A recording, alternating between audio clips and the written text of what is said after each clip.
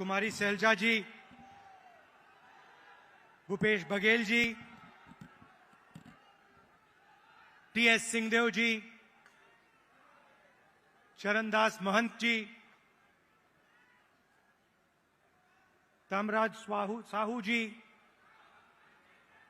दीपक बैद जी, फूलो देवी नेताम जी,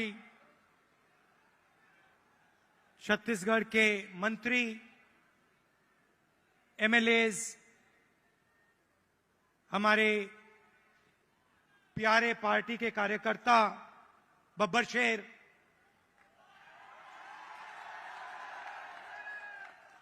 और शेरनिया, भाइयों और बहनों, छत्तीसगढ़ के युवाओं, प्रेस के हमारे मित्रों, आप सबका यहां बहुत बहुत स्वागत। इतनी गर्मी में आप आए, अपना कीमती समय आपने हमें दिया, हमारी बात सुनने आए, इसके लिए मैं बहुत आभारी हूं।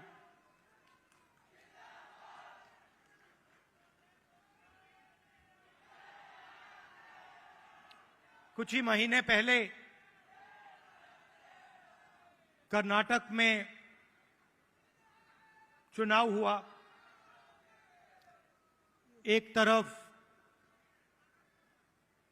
बीजेपी और उनकी विचारधारा, दूसरी तरफ कांग्रेस पार्टी, हमारी विचारधारा।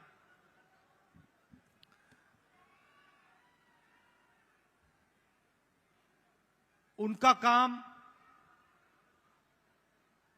लोगों को बांटने का, नफरत फैलाने का, हिंसा फैलाने का। हमारा काम लोगों को जोड़ने का, नफरत के बाजार में मोहब्बत की दुकान खोलने का।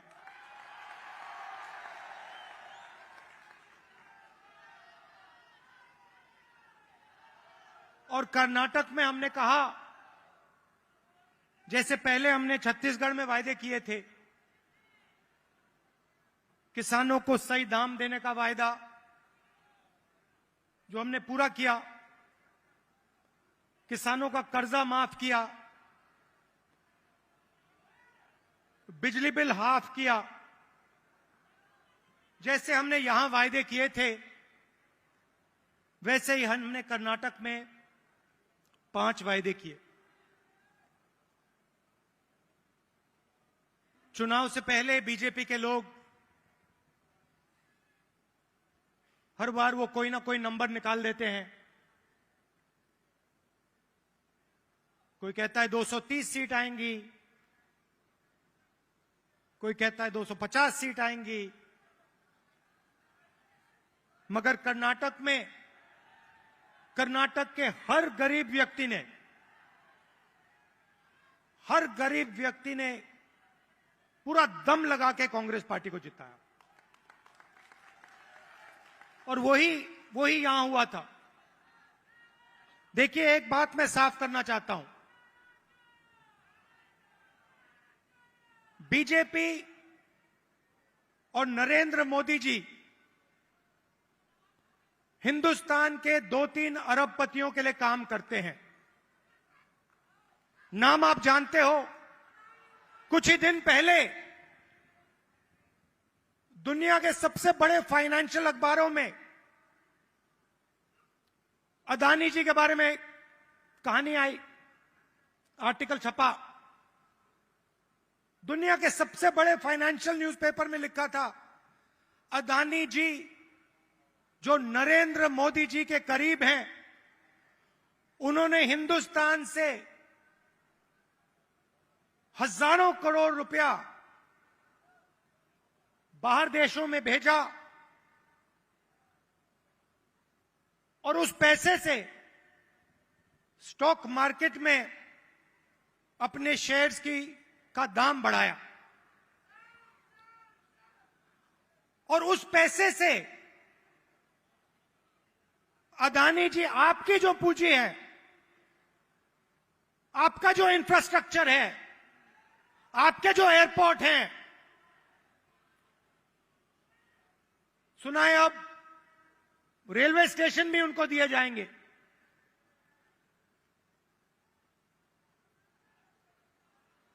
पूरा का पूरा एक व्यक्ति के हवाले किया जा रहा है।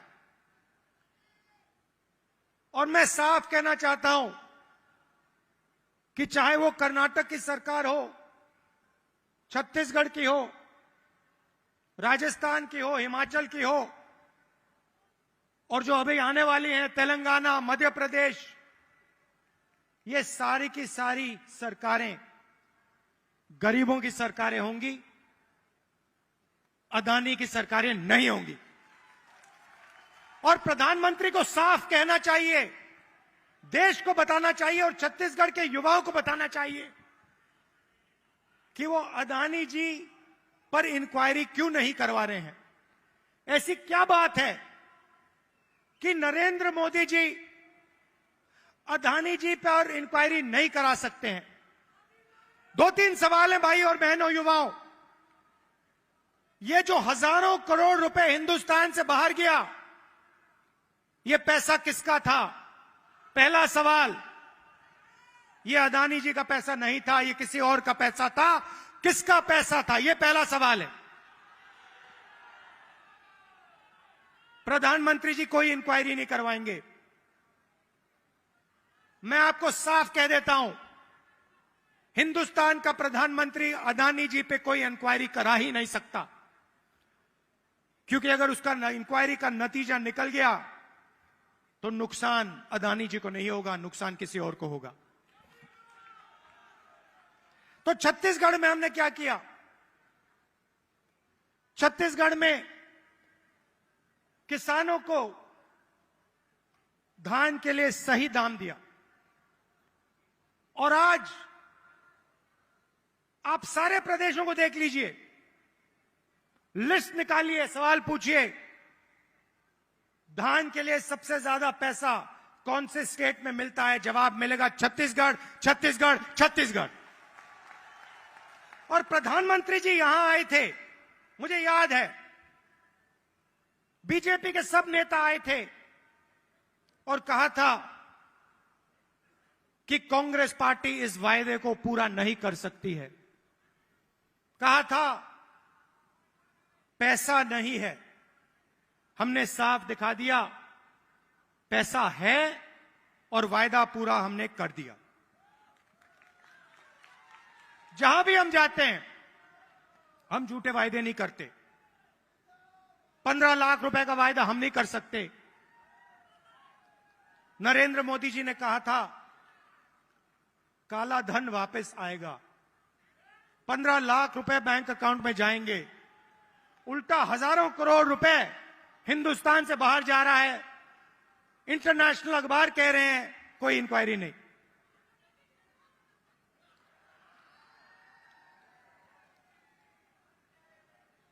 तो अब छत्तीसगढ़ के युवा जो हैं, आपकी बहुत बड़ी जिम्मेदारी है और हम चाहते हैं कि आप प्रदेश को चलाने में, राजनीति को चलाने में आगे आए। आपको पीछे नहीं रहना चाहिए। आपकी जो नई जनरेशन है, भविष्य आपका है। आने वाले समय में छत्तीसगढ़ आपका है और आपको आगे बढ़ना पड़ेगा। और इसीलिए हमने राजीव युवा क्लब आपके लिए बनाए हैं। हर क्लब को 1 लाख रुपए, 3 लाख युवाओं को क्लब में हमने जोड़ा है। और ये ऐसे नहीं जोड़ा है, मैं आपको साफ बताना चाहता हूं। हमने इसलिए जोड़ा है कि आप इस प्रदेश को चलाने में, इस प्रदेश को चलाने में आप भाग लें। और हम आपके लिए राजनीति के दरवाजे खोलना चाहते हैं कि कुछ ही सालों में आपके बीच में से छत्तीसगढ़ के एमएलए, प्रधान, नेता चुन के आए, इसलिए हमने यह काम किया है। दो तीन चीजें मैं और कहना चाहता हूं। जो हमारे आदिवासी भाई हैं, आपके लिए हमने पैसा कानून लाया, आपकी जमीन की रक्षा की। मैं आपसे एक बात कहना चाहता हूं, हम आदिवासी शब्द का प्रयोग करते हैं। आदिवासी का मतलब जो हिंदुस्तान के ओरिजिनल मालिक हैं। आदिवासी का मतलब इस देश की जो जमीन है, जो धरती है, उसके सबसे पहले आप मालिक थे। मतलब आपकी जमीन पर, जंगल पर, जल पर आपका हक बनता है। बीजेपी ने एक नया शब्द निकाला है, वनवासी। इस शब्द का बिल्कुल दूसरा मतलब है। हम चाहते हैं कि आदिवासी युवा जो भी सपना देखना चाहें, देखें और उस सपने को पूरा करें। डॉक्टर बनना है, इंजीनियर बनना है, बिजनेस चालू करना है, लॉयर बनना है, जज बनना है, मैन्युफैक्चरिंग यूनिट शुरू करना है, सब चीजों में आपको शामिल होना चाहिए। वो चाहते हैं कि आप जंगल में ही रहें, आप जंगल के बाहर ना आए। शब्द के पीछे सोच है भाई और बहनों। उनका कहना है कि आप पहले हिंदुस्तान के मालिक नहीं थे, आप जंगल में रहते थे और आपको जंगल में रहना चाहिए। हम कहते नहीं, जंगल का हक, जमीन का हक, जल का हक आपको मिलना चाहिए। मगर जो भी आप सपना देखना चाहते हो, जहां भी आप जाना चाहते हो, वो सपना आपके लिए पूरा होना चाहिए। यह फर्क है विचारधारा में।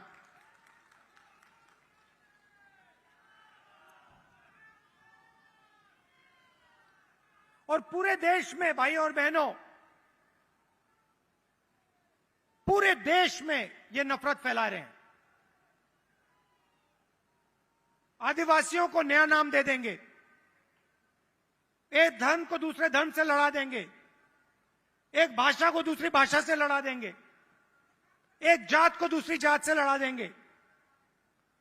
हमारा काम जोड़ने का है। जहां भी ये नफरत फैलाते हैं, चाहे वो मणिपुर हो, असम हो, कर्नाटक हो, जहां भी ये नफरत फैलाएंगे, कांग्रेस पार्टी के कार्यकर्ता वहां जाकर मोहब्बत फैलाएंगे। ये हमारा काम है, ये हमारी जिम्मेदारी है। आप देखिए, भारत जोड़ो यात्रा का यही लक्ष्य था। कन्याकुमारी से हम शुरू हुए, श्रीनगर तक गए,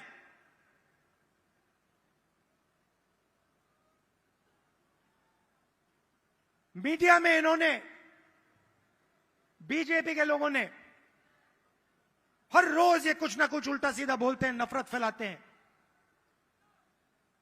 भारत जोड़ो यात्रा ने पूरे हिंदुस्तान को जोड़ने का काम किया।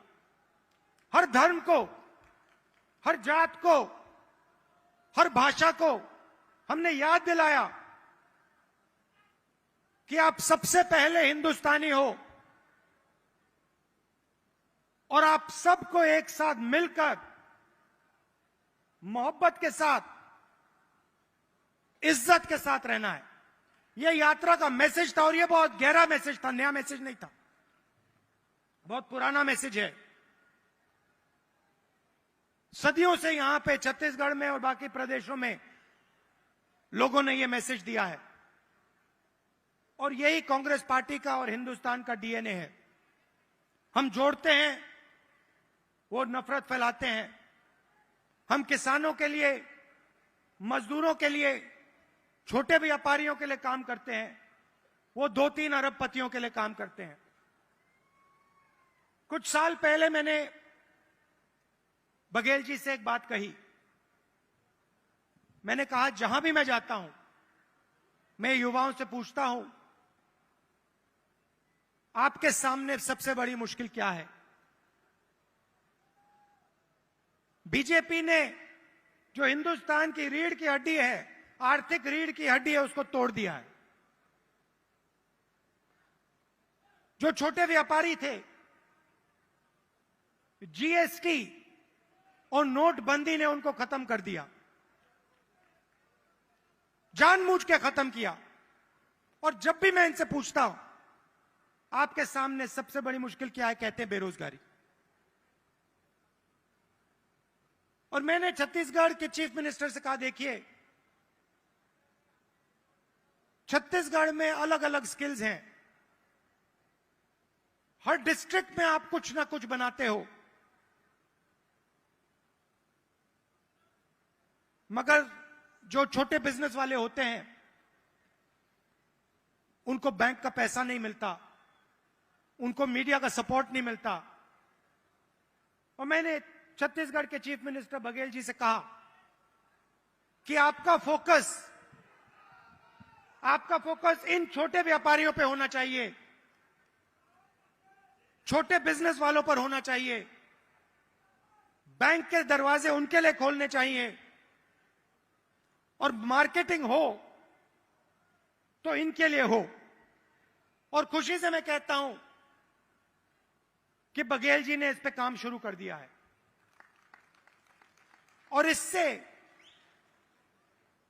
आने वाले समय में लाखों युवाओं को फायदा मिलेगा, हजारों नए बिजनेस खुलेंगे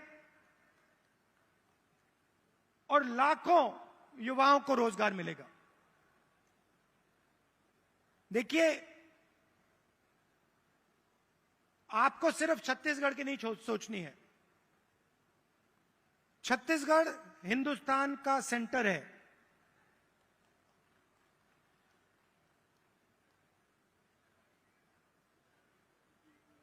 बंगाल से गुजरात कोई जाता है, छत्तीसगढ़ से निकलना पड़ता है। आप सेंटर लाइन पे हो और आपको देश का लॉजिस्टिकल सेंटर बनना चाहिए कि आप इंफ्रास्ट्रक्चर तैयार करिए कि छत्तीसगढ़ हिंदुस्तान का लॉजिस्टिकल सेंटर बने। जो भी माल बंगाल से गुजरात बाकी प्रदेशों में जाए वो यहां प्रोसेस हो, यहां से निकले, एयरपोर्ट से आप बाकी दुनिया को छत्तीसगढ़ से जोड़िए। सिर्फ हिंदुस्तान को नहीं, बाकी दुनिया को आप एयरपोर्ट से जोड़िए, छत्तीसगढ़ को जोड़िए कि हमारे जो युवा हैं, छत्तीसगढ़ के जो प्रोडक्ट्स हैं वो पूरी दुनिया में जाएं, सिर्फ हिंदुस्तान में ना रहें। मुझे लगता है कि छत्तीसगढ़ की सरकार ने बहुत अच्छा काम किया है और आने वाले 5 सालों में भी यहां पे छत्तीसगढ़ की सरकार, कांग्रेस पार्टी की सरकार जबरदस्त काम करने जा रही है।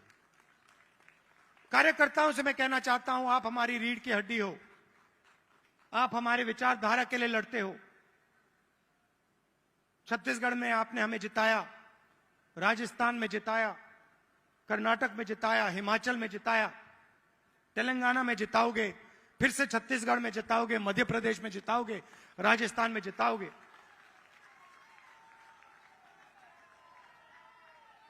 हमारी बघेल जी, हमारी सरकार को हमारे कार्यकर्ता की रक्षा करनी चाहिए। करती है, मगर और डट के जो हमारा कार्यकर्ता है उसे लगना चाहिए कि मैं कांग्रेस पार्टी का कार्यकर्ता हूं, मैं कांग्रेस पार्टी की विचारधारा के लिए लड़ता हूं और मरता हूं। देश को आपकी जरूरत है। नफरत से देश आगे नहीं जा सकता है, हिंसा से देश आगे नहीं जा सकता है, अर्थव्यवस्था नहीं बढ़ सकती है। मोहब्बत से, इज्जत से काम किया जाता है और अगर देश को जोड़ा जाता है, सबको एक साथ लाया जाता है, तो देश तेजी से प्रगति करता है। आप सब यहां आए, इतने प्यार से आपने मेरी बात सुनी, इसके लिए आप सबको दिल से धन्यवाद। और जो युवा हैं जो अब इन क्लब्स में शामिल होंगे, आप याद रखिए छत्तीसगढ़ का भविष्य आपका है, आपकी बड़ी जिम्मेदारी है। आपको राजनीति में आना है और आपको छत्तीसगढ़ को भविष्य में चलाना है। बहुत बहुत धन्यवाद। जय हिंद, नमस्कार। बहुत बहुत शुक्रिया आपका।